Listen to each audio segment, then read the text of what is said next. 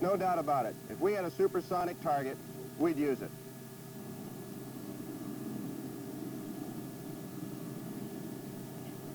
A lot of guys are having trouble hitting this 34 Alpha. Why do I need a faster drone? We could accomplish more realistic training if we had a variable speed drone capable of high G maneuvering on the deck. That's where it's really at. I understand the Firebee 2s cost more. Will my ship be charged for the bird if we get a kill? The fleet has a lot of questions these days about Firebee 2. What will it do? What threats can it simulate? How do you get to fire at it? This is not a public information film, but rather a nuts and bolts answer to the questions that are in your minds, you, the users of this new supersonic target drone. We aren't about to tell you about training, because you are the men who determine the need and level the hard way in combat.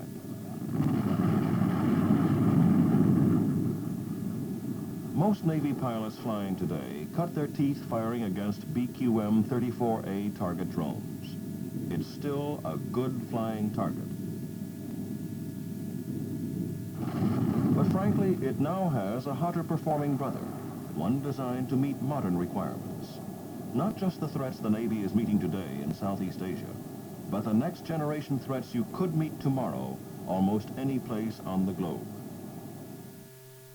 You can see how the 34E evolved naturally from the 34A. Longer and cleaner for Mach 1.1 flight at only 50 feet above the water, Mach 1.8 at 45,000 feet, and 1.5 at 60,000. It still retains the all-important augmentation equipment carrying capability of its predecessor for maximum simulation versatility. And of course, it is equally recoverable and reusable. Also, there's a new jettisonable fuel tank. Here's the specific speed-altitude envelope of Firebee 2. Altitudes of more than 60,000 feet. Speeds of more than Mach 1.8. This overlay is representative of current operational Soviet fighters in terms of their altitude and speed capability. The significant area of potential air superiority engagements is adequately covered. It should be stressed that Firebee 2 has a truly three-dimensional flight envelope. It is definitely not a docile, forgiving target.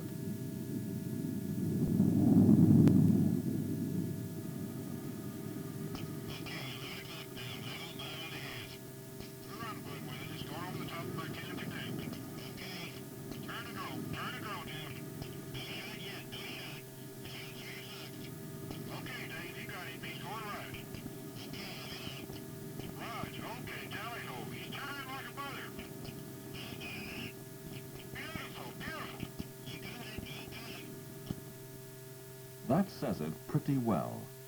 The Echo model bird can pull 5G turns, almost 80-degree banks, doing a 180 in just over 1 nautical mile at Mach 0.95. It is truly a demanding aerial target that will challenge the skills of any fighter pilot. 10 channels of telemetry downlink display information are available for the ground controller. 38 remote command channels enable the controller to present an elusive variable speed target with various modes of augmentation, a target that flies smart, like another pilot.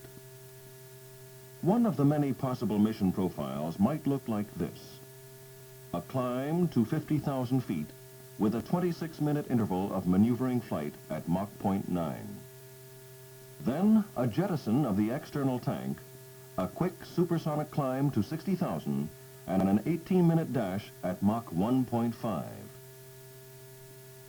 The low-altitude profiles are equally dramatic.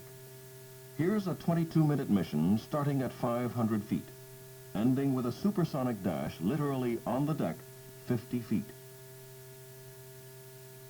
Let's briefly look at the augmentation antennas in the S, P, and XC bands, and the variations in radar cross-section that the 34E can generate. This is the azimuth pattern of the unaugmented bird. Here, the pattern with a lens reflector. Or one possible TWT augmentation, or another.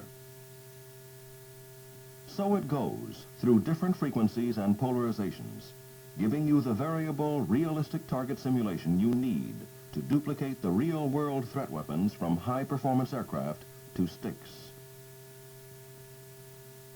And speaking of sticks, Firebee 2 is not just a hot target for air-to-air. It also fills surface Navy training needs precisely. Again, let's review the actual threat weapons. Here's the familiar Soviet surface-to-surface cruise missile, Styx. There are 125 Komar and Osa-class patrol boats armed with these weapons.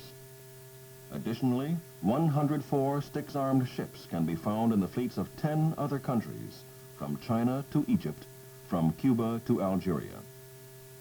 Styx has a radar homing capability. The Israelis should know they lost an almost new destroyer to the missile. Not surprisingly, the intervening years have brought a second-generation cruise missile, NATO code designation Shattuck. It's currently routine armament on several Soviet destroyer classes, and it's on about 50 submarines, some of them nuclear. The probable missile configuration is about 35 feet long, a 200 nautical mile range, and speeds in excess of Mach 0.95. Again, here's Firebee 2 for comparison. The training similarities to be derived from this Echo model bird are readily apparent.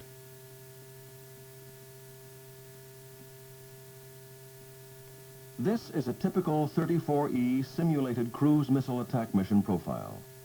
About 80 miles out, the Firebee 2 would dive from 20,000 feet at just under sonic speed.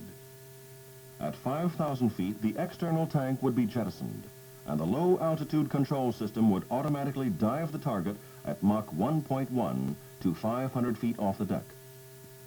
At this point, more than 50 miles from the ship, a supersonic dash at a constant 500-foot altitude would bring the drone directly overhead, or presentations as low as 50 feet can be offered. The mission could be a firing run, or just a training exercise for radar tracking. Either way, Firebee 2 is low and supersonic, flying the way a Soviet cruise missile could fly. Surprisingly, recovery after a damaging hit is possible even at this low level. Any loss of engine power, carrier signal, or generator failure will automatically initiate a power-off climb until speed has decayed to Mach 0.3. At that time, the standard automatic parachute recovery sequence begins. For brevity, we have detailed just one of many possible missions. Whatever the weapon, whether gun or missile, there is a Firebee 2 mission profile that will give it a realistic training exercise. Perhaps the best thing about the 34E is that it is with the fleet now. It is available today at the weapons training ranges of both the Atlantic and Pacific fleets. Of course, like any other targets, they are under the jurisdiction of the air and surface type commanders and are subject to inventory and allotment limitations. But 34Es are with VC squadrons on both coasts today. They are being flown, recovered, refurbished, and flown again, just like the classic 34A subsonic Firebee 1. And like any other target, the expense is absorbed in the normal expenditure allowance exercise budget of CNO. When the birds reach the fleet, they have already been bought and paid for. The Echo does cost the Navy more than an Alpha, but it does a great deal more. And it has the same prudent design emphasis on reuse as the 34A. And some Alphas have been recovered more than 30 times. The harsh reality is that no heavyweight fighter can train well with an inept sparring partner. It takes equals to train effectively. And no shooter, whether in a cockpit or on a ship, will ever get real-world, high-performance threat-duplicating training from slower drones with restricted maneuverability. The Navy's combat environment is tough. That's why the Navy has designed, built, and provided the Firebee 2 for your use.